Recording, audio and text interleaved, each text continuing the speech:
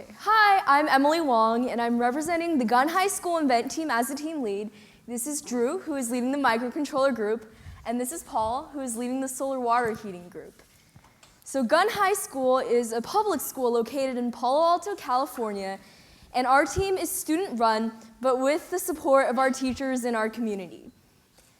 So today we're very excited to share with you our experience working as an InvenTeam. According to UNICEF, every 3.6 seconds, a person in a developing nation dies from starvation. In developing nations, families suffer from persistent poverty and malnutrition, and a protein deficiency leads to many health problems, such as suppressed immune system and cardiovascular disease. However, a chicken egg can be an important source of nutrition. One hard-boiled chicken egg contains over 1/5 the recommended daily protein content, as well as many vital nutrients and minerals. So our team saw that many organizations such as World Vision and Poultry Project donate chickens and eggs to developing nations. However, these developing nations are not able to become self-sustainable. So our team wanted to create a solar egg incubator which could optimize the egg hatching process and initiate renewable cycles of income and nutrition.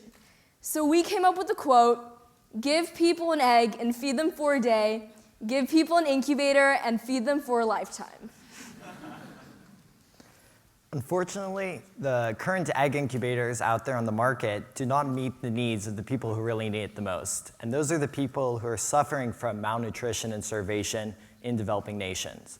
These people are often impoverished and they can't afford an expensive incubator, but at the same time, they live in areas with harsh climates, which a lot of incubators aren't set up for. And finally, they live in remote and rural villages where it's hard to replace something if something goes wrong with their incubator. So we designed a sustainable and affordable solar egg incubator. We call it the Cluck Bucket. And it's designed to not only combat malnutrition in developing nations, but furthermore, stimulate local economies and thus add this layer of self-sustainability in the communities that Emily mentioned before. We also want to educate students and teachers in clean technology in their schools. So if you take a look at existing technologies, which we did early on, and we noticed there were a few limitations to them. So for example, they often use on-the-grid energy, which isn't always feasible for developing nations. Their heating of eggs is unreliable, and a lot of the components of them have to be controlled manually, which is, again, not feasible and requires, for some people, too much user intervention. So when we set out to design and build our incubator, we focused on 3 key metrics so that we could adequately address these issues and build an incubator that could work well in developing nations. So we focused on building an incubator that could be cheap, produced cheaply, one that could be reliable and work in all sorts of climates, and finally, one that was self-sustainable, and if anything were to break, it could easily be replaced using materials accessible in these communities. All right, so this is our system overview, and as you can see, it's comprised of 3 main parts: the solar collector, the water tank, and the incubator. With our targeted end user in mind, we chose water as our heating medium to store heat because it is easily accessible around the world. So water in the solar collector is heated and stored in the water tank for nighttime storage, and it's used in the incubator to heat the eggs. Out of these 3 components, we will be talking about 2 of these components, which we have focused the majority of our energy on: the solar collector and the incubator. So first, we'd like to talk about the solar collector.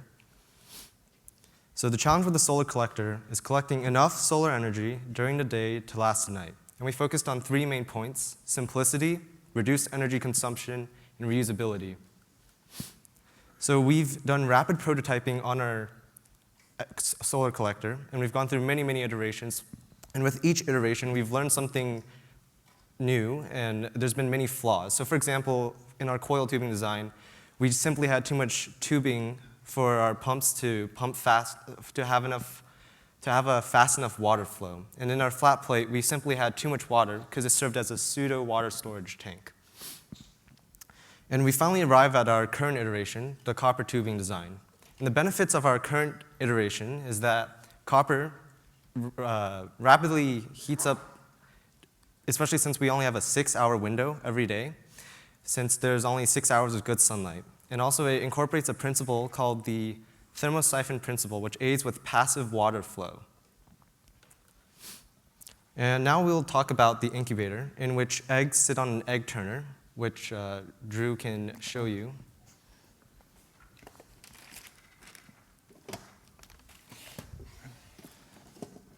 So as you can see, the egg turner is easily removable, and that's something we wanted our design to be: easily removable, easily separable, easily maintained and cleaned.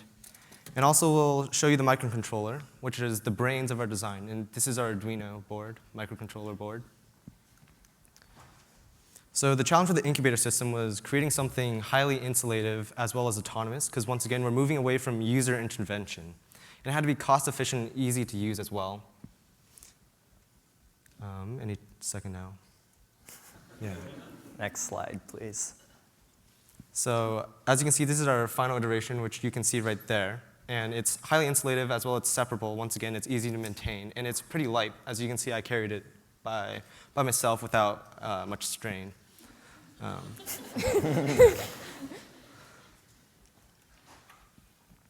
Next slide, please. All right, and this is our controller system. It's the brains of our design, brains of our system. It controls the water heating, the egg turning, and the hatching detection. So another really important component of the incubator system is the egg turners. So without egg turning, the embryo is not able to refresh itself, and this results in deformities and even death.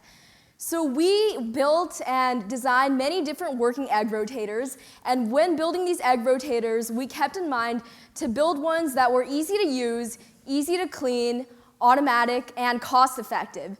So the next egg turner we're going to show you is the one right here that we're going to demo, and this one is nicknamed the hot dog roller. So as you can see, it works much like a hot dog roller with PVC pipes which spin back and forth, thus rotating the eggs.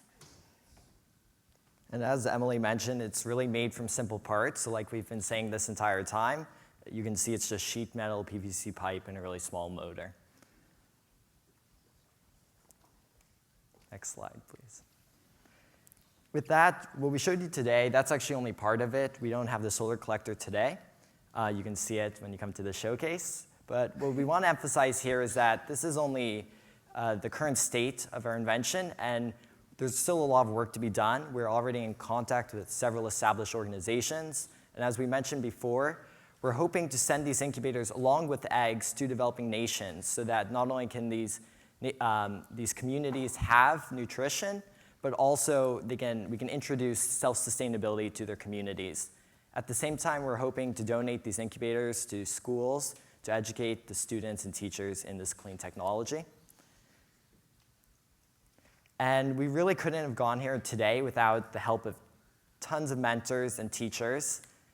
You can see them right here. So our teachers from Gunn High School, our mentors, and then also the Lemelson MIT program and Justin Lai for this amazing opportunity. And our Gunn High School team of 9 people is over there.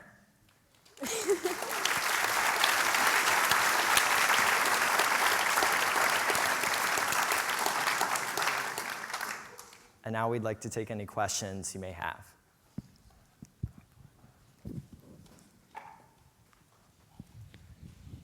I was wondering what would happen when the chicks hatch. Will they get hurt by the spinning machines? What was that second part? Will they get hurt by the spinning? Yeah, that's a great point. So we did, and it's something we definitely considered, and we have something in place. So let me sort of explain. We didn't talk that much in detail, but the microcontroller, which controls this whole controller system, is a big part of our invention. And so we have this egg rotating or egg turning happens every 4 hours for the first, if an egg cycle is 28 days, it happens for the first 26 or so days, and then we turn it off. And then during those last 2 days when it's hatching, we actually have an infrared motion sensor that can detect when the eggs are about to hatch. It can see the movement, and then it alarms the user with a little sound and then also a little LED. And we also have some other egg rotators, which you should check out at our demo as well. Hi, I'm not really sure, but I think don't chicken eggs have to be incubated at a certain temperature to prevent them from, I don't know, cooking? So how do you guys Yeah. regulate temperature? So eggs have to be maintained at a 99.7 degree Fahrenheit within a really small margin. So in order to do that, once again, it's the microcontroller that controls the flow and the rate at which water is pumped. And we have a solar water bag almost that kind of sits underneath the egg rotator, and that heats up the eggs. And once again, it's controlled by the microcontroller to ensure that that 99.7 degree Fahrenheit temperature is maintained. Take one last question. So how is that machine powered during the other 18 hours of the day? If it's only if the solar panel, you can only gather sun for the 6 hours. All right, so we do have a little solar cell for the microcontroller. And once again, we have the water tank. And in cases of extreme cold temperatures or climates, we do have a flowback system where cold water will sit in a flowback chamber rather than cooling off the rest of the water tank. And that's to ensure nighttime usage as well. And the pumps that are being used during the night, they don't actually pump that much water during the night, but they're controlled by a battery that's charged by a solar panel. Okay, thank you for your Thank time. you.